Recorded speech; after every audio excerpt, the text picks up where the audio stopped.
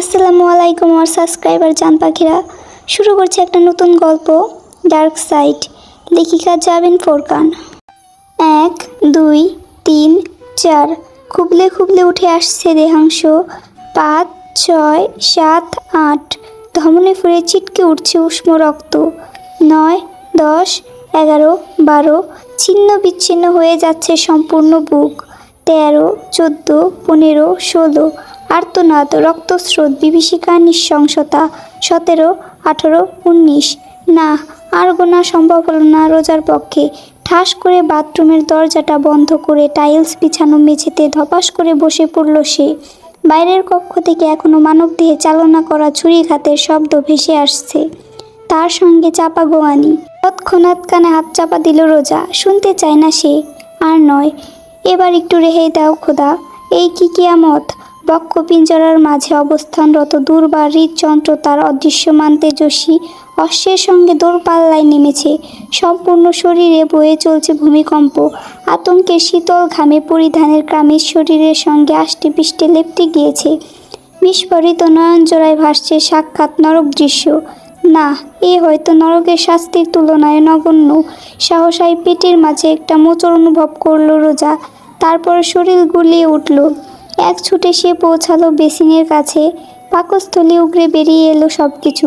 শারীরিক ভারসাম্য নষ্ট হয়ে গিয়েছে বীভৎস সেই দৃশ্য চাক্ষুষ অবলম্বন করায়। সবশেষ খাদ্যকণাটি শরীর পরিত্যাগ করার পর দাঁড়িয়ে থাকার সমস্ত শক্তি হারিয়ে রোজা বেসিনের পাশে দেওয়াল ঘেঁষে বসে পড়ল। একটুর জন্য তার মাথাটা বেসিনের কোনায় ঢুকে আঘাত পাওয়া হতে রক্ষা পেল, কিন্তু নিজেকে নিয়ে বিন্দুমাত্র চিন্তার অবকাশ সে পাচ্ছে না। কোনো ক্রমে ভুলতে পারছে না মানুষের উপর মানুষের এক তীব্র আক্রোশের প্রতিফলন। আসলেই সে মানুষ তো, খাঁচা থেকে মুক্ত হওয়া কোনো হিংস্র জানোয়ার নয়। মস্তিষ্ক সকল প্রকার চিন্তা লোপ পেয়েছে রোজার। মৃত্যু আতঙ্ক একটা তীব্র হয় কিনা সন্দেহ, যতটা তীব্র আতঙ্ক সে এই মুহূর্তে অনুভব করছে। কোনোভাবেই স্বাভাবিক চিন্তা করা সম্ভব হচ্ছে না। হবেই বা কী করে? এই বাথরুমের দরজার ওপাশে যে কিয়ামত। আজকে প্রথমবারের মতো নিজের সম্মান বিক্রির মতো কদর্য কাজ করতে এসে যে এমন কোনো বিভীষিকার মুখোমুখি হতে হবে তা কি আদৌ কল্পনা করতে পেরেছিল রোজা? কোনো দিনও না, আজকের সন্ধ্যা অবধিও নয়। খুব প্রয়োজন ছিল টাকা নামক সুখ পাখিটির। জগতে প্রত্যেক সফলতার দুয়ারে যখন রোজার সামনে বন্ধ হয়ে গিয়েছিল, দেওয়ালে এসে ঠেকেছিল তার পিঠ, ঠিক তখনই এক সকালের আয়নার সামনে দণ্ডায়মান অবস্থায় নিজের লাশময় শরীরের দিকে চোখ যায় তার। আহামরি সুন্দর নয় সে, নয় একেবারে চোখ ফিরিয়ে দেওয়ার মতো। তার পক্ষে হয়তো সম্ভব, নারীর শরীরে ভোলে না এমন পুরুষ এই জগতে দুর্লভ। সর্বপ্রথম আজকের দিনে এই বনিবনাটি হওয়া। ক্রেতার ফোন কলে সন্ধ্যার পরপরই এই রিসর্টে ব্যক্তিগত কর্টেজে উপস্থিত হয় রোজা।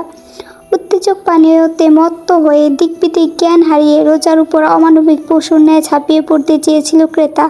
তার নয়ন উপচে প্রবাহিত হওয়া বিষাদ অশ্রুকণাকে উপেক্ষা করে ঠিক সেই মুহূর্তে কামিজের ওড়না ছুঁড়ে দূরে ফেলে দিয়েছিল লালায়িত পুরুষটি। ঠিক সেই মুহূর্তে কর্টেজের দরজায় করাঘাত। একটি সুযোগ লাভ করে বাথরুমে যাওয়ার বাহানায় বিছানা ছেড়ে উঠে পড়েছিল রোজা। অপরদিকে বিরস মুখে দরজা খুলে বৃষ্টি ভাষায় কালমন্দ আরম্ভ করেছিল ক্রেতা। রুম সার্ভিস এসেছিল। সাদা শার্ট এবং কালো ক্রপ স্যুট পরিহিত অবস্থায়, গলা থেকে চেহারা নাক পর্যন্ত আবৃত কালো মাস্কে। কোন রুম সার্ভিস স্টাফ এমন মাস্ক ব্যবহার করে? প্রশ্নটি নিজ হৃদয়ে উত্থিত হলেও বাথরুমে ঢুকে পড়ার বিষয়টি এক প্রকার উপেক্ষার সিদ্ধান্ত নেয় রোজা। এরপর একটি চাপা গোয়ানির শব্দে বিচলিত হয়ে দরজার খোলার সাথে সাথে জাহান্নাম খুট করে একটি শব্দ নিজের অশুভ ভাবনার জগৎ থেকে পুনরায় বাস্তবে পদার্পণ করতে বাধ্য হলো রোজা। তার নয়ন মূর্তি সিক্ত হয়ে উঠল। নিয়ন্ত্রণ হারিয়ে বাঁধ ভাঙা বন্যার পানির ন্যায় বইতে আরম্ভ করলো অশ্রু। বাইরে থেকে আর কোনো শব্দ শোনা যাচ্ছে না, কিন্তু বাথরুমের দরজার লকে খটখট করে মৃদু ধ্বনি উঠতে কেঁপে উঠল রোজা। সম্পূর্ণ গুটিয়ে ফেলল নিজেকে। তার ব্যতিব্যস্ত দৃষ্টি সম্পূর্ণ বাথরুম ঘুরে এলো। কোথাও কোনো প্রকার আত্মরক্ষার সরঞ্জাম নেই। এই কি তাহলে রোজার জীবনের অন্তিম মুহূর্ত? এভাবে অনর্থক একটা মৃত্যু ঘটবে তার। হিংস্র জানোয়ারটা তার উপরে ঝাঁপিয়ে পড়বে। কিন্তু তার কি দোষ অসহায়ত্বের সামনে আত্মসমর্পণ করাটা? বাথরুমে কাচের তৈরি লক সিস্টেমের দরজাটি খুলে গেল হঠাৎই। নিজের জায়গায় বরফখণ্ডে পরিণত হলো রোজা। রীতিমতো নিঃশ্বাস রুদ্ধ করে তাকিয়ে থাকলো দরজার ফাঁকে হওয়া প্রান্তের দিকে। ধীরে ধীরে ভিতরে প্রবেশ করলো দানবটি। সাদা শার্ট, চেনার কোনো উপায় নেই, সম্পূর্ণ রক্তিম বর্ণ ধারণ করেছে। পায়ের চেলসি বুটের উপর ফর্মাল প্যান্টের প্রান্ত চুয়ে চুয়ে পড়ছে রক্তবিন্দু। তাতে বাথরুমের সাদা টাইলস মুহূর্তে সিক্ত হয়ে উঠেছে রক্তিম প্রবাহে। শরীরে এমন কোনো অংশ অবশিষ্ট নেই যাতে রক্তের ছোঁয়া পায়নি। রোজার দৃষ্টি তার লম্বাটে পা থেকে ধীরে ধীরে উপরে উঠে এলো। মুখমণ্ডল এখনো আবৃত, মাথাটি নিম্নে ঝুলে রয়েছে খানিক ক্লান্ত ভঙ্গিতে। ঘামে ভেজা চকচকে কালো চুল কপালের চারিপাশে লেপ্টে রয়েছে, কিছু আবার মুক্তভাবে দুলছে। একটি ঢোক রোজার কণ্ঠ থেকে পাকস্থলিতে নেমে গেল দানবের হাতে রক্তাক্ত ছুরিটি লক্ষ্য করে। এই অস্ত্রটি দিয়ে মাত্র কয়েক মিনিট আগে। ভাবতে পারল না রোজা, শিহরিত হয়ে উঠল। দ্বিতীয় দফায় গা গুলিয়ে উঠল তার মুখে হাত চাপা দিয়ে নিজেকে নিয়ন্ত্রণে অবিরাম প্রচেষ্টা চালালো সে। এই মুহূর্তে নড়াচড়া করা এবং কবরে পা রাখার সমান। অবশ্য এই মুহূর্তে সে চোরাবালিতে পড়ে গিয়েছে, যতই চেষ্টা করুক ততই আরও গভীরে পতিত হবে। বাথরুমের মেঝেতে রক্তাক্ত ছাপ ফেলে অগ্রসর হলো দানবটি। তার ভারী পদক্ষেপের শব্দ আবারও দেওয়ালে মাঝে প্রতিধ্বনিত হলো বারংবার। ক্রমে সংকুচিত হতে থাকলো রোজা। তার মৃত্যুদূত তার নিকট এগিয়ে আসছে। হাজার চেষ্টা সত্ত্বেও চোখ ঠিকরে অশ্রু নির্গত হচ্ছে, কণ্ঠ চিরে বেরিয়ে আসতে চাইছে আত্মচিৎকার, কিন্তু কিছুই সম্ভব হচ্ছে না। সামনে অশরীর দৃশ্য রোজাকে নিয়ন্ত্রণহীন করে তুলছে। দয়া করে আমাকে খুন করবেন না। কোন অলৌকিক শক্তির জোরে ভিক্ষা বাক্যটি রোজার কণ্ঠ থেকে নির্গত হলো তা রোজা নিজে অনুধাবন করল না। তবে তার কণ্ঠস্বর কোনো প্রকার প্রতিক্রিয়া প্রদর্শন করল না দানব। যথারীতি নিজের অশুভ প্রভাব ছড়িয়ে সে এগোচ্ছে। এক পা, আরও এক পা। তার কাছে করজোড়ে মিনতি করেও কি লাভ আছে? 19 বার। রোজার দৃষ্টি ফিরিয়ে নেওয়ার পর না জানে আরও কতবার সে প্রস্বাভিকতা প্রদর্শন করেছে। একটি মানুষের মস্তিষ্ক কতটা বিকৃত হলে এবং তার মনুষ্যত্বের কতটা অধঃপতন ঘটলে সে এমন কিছু সংগঠিত করতে সক্ষম হয়। তার মাঝে আদৌ মনুষ্যত্ব রয়েছে কি না সবটুকুই বর্বরতার পরিপূর্ণ। এমন পৈশাচিক কোনো সত্তা কি মিনতির পরোয়া করবে? কোনোদিনও নয়। হাল ছেড়ে দিয়ে হঠাৎই যেন নিজের ভাগ্যের পরিণতিকে মেনে নিল রোজা। ঝাপসা দৃষ্টিতে মাথা নিচু করে তাকিয়ে রইল মেঝের দিকে। পরাজিত সৈনিকের ভঙ্গিতে যে মনিবের যে কোনো প্রকার সিদ্ধান্ত মানতে প্রস্তুত। আর কয়েক পদক্ষেপ দূরেই মৃত্যু। রোজাকে দ্বিধান্বিত করে রক্তস্নাত অবয়বটি তাকে পাশ কাটিয়ে শাওয়ারের ঝর্ণার নিচে থামল। কালো রাবার গ্লাভস পরিত বাম হাতে কল খুলতেই ঝমঝমিয়ে বর্ষণ আরম্ভ হলো পানির। তার সমস্ত শরীর ভিজে উঠল মুহূর্তেই। রক্ত ধুয়ে স্রোত হয়ে বইতে থাকলো শোষণ গর্তের দিকে। দেওয়ালে হাত ঠেকিয়ে মাথা কিঞ্চিত নুয়ে নিশ্চল দণ্ডায়মান রইল সে। ডান হাতের ছুরিটিও নিজের কদর্যতা মুছে সাফ হচ্ছে। মিনিট দুয়েক এক দৃষ্টে সম্মোহিত ব্যক্তির মতো দৃশ্যটির দিকে চেয়ে থাকলো রোজা। অশুভ পশুটি হাতের ধাতব ছুরি টাইলসে ফেলতে ঝনঝন ধ্বনি উঠল। তাতে সম্মোহিত ফিরল রোজার। সে ডান হাতে রাবার গ্লাভস খুলে লম্বাটে আঙ্গুলগুলো ভেজা চুলে বোলাতে বোলাতে হামাগুড়ি দিয়ে রোজার দরজার দিকে যাত্রা শুরু করলো। এই সুযোগ তাকে পালাতে হবে, যেভাবেই হোক। বাথরুমের দরজার অপর পাশে পৌঁছে কক্ষের বিভৎস দৃশ্য পুনরায় নজরে এলো রোজার। কিছুক্ষণ আগেও যে ক্রেতা তাকে রীতিমতো গলা দক্কর করতে উদগ্রীব হয়ে উঠছিল, তারই ক্ষত বিক্ষত ছিন্ন বিচ্ছিন্ন শরীর পড়ে রয়েছে বিছানায়। তাকানোর মতো অবস্থা নেই লাশটি। পাঁজর ভাঙা, উন্মুক্ত বুকের অংশ এবং তাতে ঝুলন্ত হৃৎপিণ্ড। নাড়ি ভুঁড়ি বেরিয়ে পড়েছে, রক্ত সমুদ্রে ভাসছে সব কিছু। দৃশ্যটি নজরে পড়লে যে কোনো সুস্থ স্বাভাবিক মানুষ অসুস্থ বোধ করতে বাধ্য। সহসাই বুঝে এলো রোজার চোখ, সে তাকাতে সক্ষম নয়। বাথরুমের দরজার ভেতর থেকে এখনো পানির শব্দ আসছে। অতি দ্রুত সে স্থান ত্যাগ করতে হবে। হামাগুড়ি দিয়ে কক্ষের ভেতরে প্রবেশ করলো সে। মেঝের এক পাশে নিজের ওড়নাটা পড়ে থাকতে দেখল। সেটি সংগ্রহ করতেই উঠে দাঁড়াতে যেতেই পায়ে হ্যাঁচকাটান অনুভব করলো রোজা। তাকে পিছন থেকে ধরে রেখেছে কেউ। মুখ ফিরিয়ে তাকাতে রোজা খেয়াল করলো তার সালোয়ারের দেওয়ালের তীক্ষ্ণ অংশের সাথে আটকে গিয়েছে। একটি স্বস্তির নিঃশ্বাস ফেলে সেটি ছাড়িয়ে নিয়ে যেই না রোজা পিছন ঘুরবে, অমনি বাথরুমের দরজায় হেলান দিয়ে দাঁড়িয়ে থাকা পিশাচের হিংস্র দৃষ্টি তাকে তৎক্ষণাৎ হিমবাহে পরিণত করলো। ভেজা চুল কপাল পেরিয়ে চোখ পর্যন্ত ঢেকে ফেলেছে। টপ টপ করে জলবিন্দু গড়াচ্ছে তা থেকে। মুখের মাস্কটি সরানোর প্রয়োজন বোধ করেনি সে। সম্পূর্ণ শরীর ভিজে চুপচুপ করছে। সুঠাম অবয়বটি বাদে আর কিছুই বোধগম্য সম্ভব নয়। বুকের উপর উভয় বাহু ভাঁজ করে রেখে দাঁড়িয়ে আছে, এক দৃষ্টি দেখছে রোজাকে। Call girl. জীবনে এতটা ভারী একটি কণ্ঠস্বরে এর আগে কোনোদিনও শুনেছে বলে স্মরণ করতে পারল না রোজা। কণ্ঠটি গম্ভীর নয়, কিন্তু নিষ্প্রাণ এবং অনুভূতি শূন্য। কণ্ঠস্বরটি যেন একটি ওজন রয়েছে, শুনলেই হৃদয়ে কেমন চাপ অনুভূত হয়। ঝড়ের পূর্ব মুহূর্তে আকাশ ছেয়ে ফেলা ঘন কালো মেঘপুঞ্জের একে অপরের সঙ্গে ঘর্ষণের ফলে যে গর্জন সৃষ্টি হয়, তার সঙ্গে কণ্ঠটির অদ্ভুত মিল রয়েছে। পলায়নের চিন্তায় বিরতি দিয়ে নীরবে মাথা উপর নিচ তুলিয়ে সম্মতি জানালো রোজা।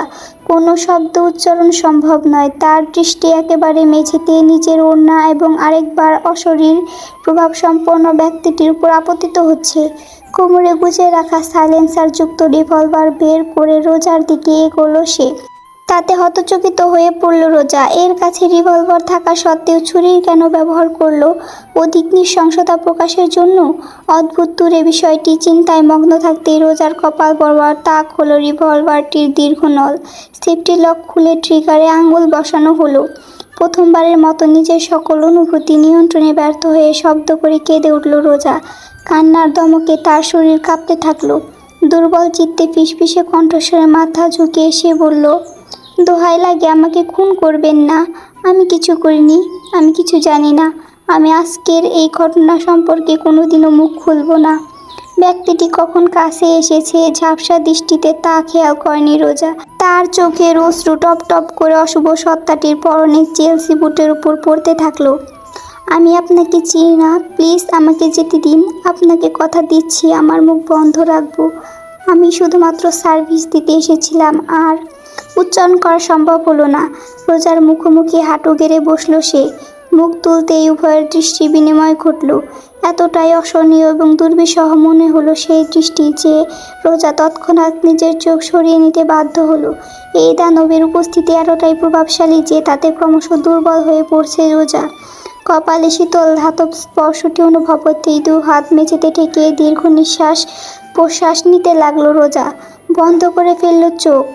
এবার নিশ্চিত তার আর রেহাই নেই, এটি সমাপ্তি। Do or die. চমকে উঠল রোজা। নিজের অজান্তেই তার বন্ধ চোখের পাতা খুলে গেল। এক দৃষ্টে চেয়ে রইল সামনের অবয়বের দিকে। রোজার চোখে ভাসমান দ্বিধাদ্বন্দ্ব, অবিশ্বাস ও কৌতূহল। বিশ্লেষণ না করলেও সে বুঝতে সক্ষম যে ব্যক্তিটি তাকে দুইটি নির্বাচন করার সুযোগ দিয়েছে, করো না হয় মরো। কিন্তু এর অর্থ কি? কি করতে বলছে সে? কি করতে হবে আমাকে?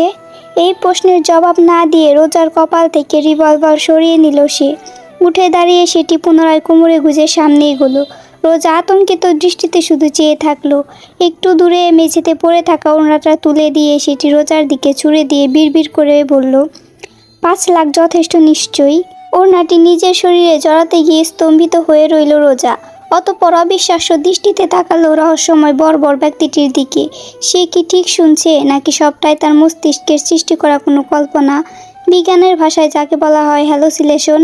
অফিস ক্যাবিনেট রুমটি মৃদু সোনালি আবার উদ্ভাসিত। অসীম আকাশের পশ্চিম প্রান্তে ধীরে ধীরে অস্তমিত হচ্ছে দিবাকর। তার রোশনি আজ ধারণ করছে রক্তিম আবহ।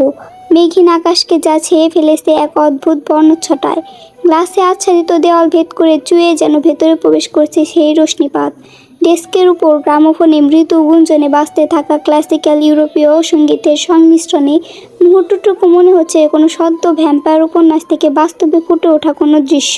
পা দুটো অ্যান্টিক গ্রামোফোনটির পাশে তুলে দিয়ে শরীর হেলিয়ে আরামদায়ক চেয়ারে বসে রয়েছে নাবিল কায়সার। হাতে রেড ওয়াইন পূর্ণ গ্লাস এবং তর্জনীতে ঝুলন্ত ইলেকট্রনিক সিগারেট।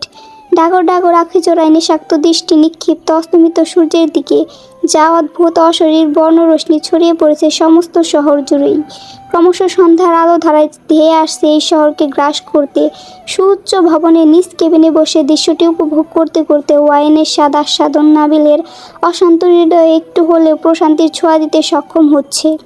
দেশের অন্যতম বৃহৎ ব্যবসা প্রতিষ্ঠান কেবি ইন্ডাস্ট্রিজের কর্ণধার বাদশাহ কায়সারের কনিষ্ঠ পুত্র নাবিল কায়সার ঘণ্টাখানেক আগে ফোন কলে সদ্য বিবাহিত স্ত্রীর সঙ্গে বাকবিতণ্ডতায় লিপ্ত হয়েছে, যার দরুন তার মেজাজ সপ্তম আসমানে গিয়ে পৌঁছেছে। লামিয়া মেয়েটাই একটা উৎকো ঝামেলা। যদি না ব্যবসায়িক প্রতিপত্তির বৃদ্ধির জন্য প্রয়োজনীয় হতো, তাহলে এমন মেয়ের দিকে কোনোদিনও ফিরেও তাকাতো না নাবিল। মেয়ে মানুষের কি অভাব পড়েছে দুনিয়ায়? টাকা ছড়ালেই সুরসুর করে হাজির হবে তার বিছানায়।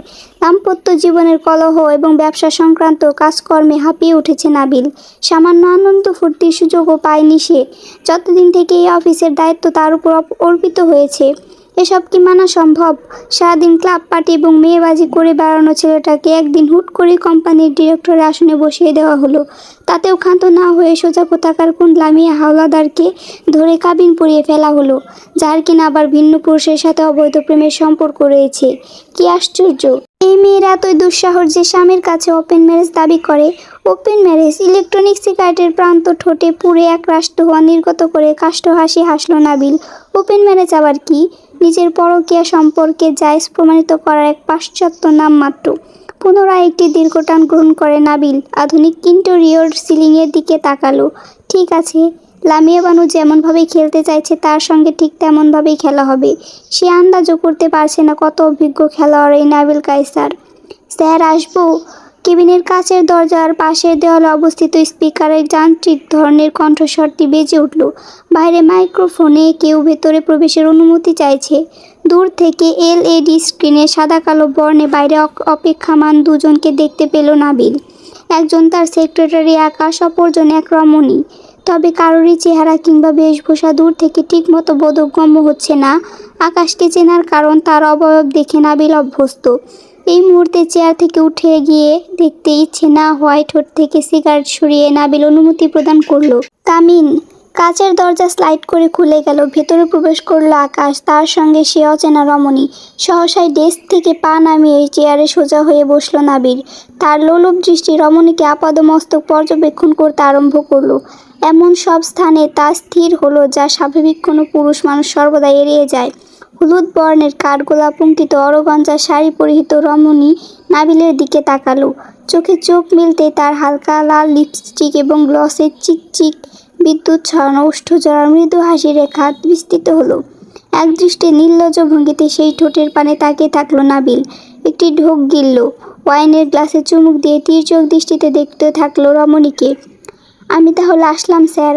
না তাকিয়ে হাতের ইশারায় আকাশকে প্রস্থান করার আদেশ দিতেই সে চুপচাপ কেবিনের বাইরে চলে গেল। কাচের স্লাইড ডোর মৃদু ঘর ঘর শব্দে বন্ধ হতে রমণী কোনো প্রকার অনুমতি ব্যতীতই ডেস্কের অপর পাশে চেয়ার টেনে বসে পড়ল। নিজের হ্যান্ডব্যাগ তুলে রাখলো গ্রামোফোনের বিপরীতে। তাতে বিরক্ত নয়, বরং সন্তুষ্ট হলো নাবিল। এমন নির্ভীক মেয়ে তার পছন্দ। নাম? সুমি। কপাল থেকে নেমে আসা মসৃণ চুলের গুচ্ছ কানের পিছনে গুজে দিয়ে মধুমিশ্রিত কণ্ঠে জবাব দিল রমণী। তার শরীর থেকে ভেসে আসা মিষ্টি একটি ঘ্রাণ যেন মুহূর্তে নাবিলকে মোহিত করে তুলল। ব্যাপারটি ঠিক উত্তেজক নয়। এই রমণী কাছে থাকলে শরীরে উত্তেজনা নয়, বরং প্রশান্তি সৃষ্টি হয়, যে প্রশান্তি আজ বড্ড দরকার নাবিলের। তাই সে সুমির প্রতি অধিক আকৃষ্ট অনুভব করল। ওয়াইন। নিজের গ্লাসটি নাড়িয়ে ইঙ্গিত শুধালো নাবিল। তাতে যথারীতি হাসিটি ধরে রেখে মাথা নাড়ালো সুমি। না ধন্যবাদ, আমি ড্রিঙ্কস করি না। আইসি এথিক্স। হ্যাঁ। ওয়াইনের গ্লাস টেবিলে রেখে দিয়ে শুধুমাত্র সিগারেটে হাতে উঠল নাবিল। সম্পূর্ণ ডেস্ক ঘুরে এসে দাঁড়ালো ঠিক সুমির পিছনে। বর্তমানে তার সুমিষ্টপূর্ণ ঘ্রাণটি আরও তীব্রভাবে নাকে এসে ঠেকছে। তার বিপরীতে নিজের সিগারেটের তামাটে গন্ধকে কেমন অপবিত্র মনে হচ্ছে। সেটাই ডেস্কে ছুঁড়ে দিয়ে ঝুঁকল নাবিল। দুহাতে স্পর্শ করল সুমির কাঁধজোড়া। কিঞ্চিৎ চমকিত হলো সুমি, কিন্তু পর মুহূর্তে নিজের কোমল হাসির আড়ালে সবকিছু আড়াল করে ফেলল।